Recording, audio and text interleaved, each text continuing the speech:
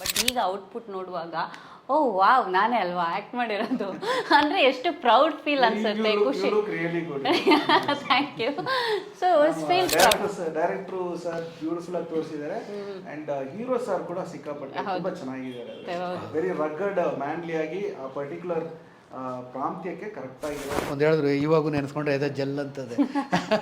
ನಾನು ಈ ಸಾಂಗ್ ಸೂಟ್ಗೆ ಹೋಗಿರಲಿಲ್ಲ. ಆ ಮುಂದುಗಡೆ ಬೋಟ್ನ ಎಳ್ಕೊಂಡು ಹೋಗ್ತಾ ಇದ್ರು, ಅದು ದಾರ ಬಿಟ್ಬಿಟ್ರಂತೆ.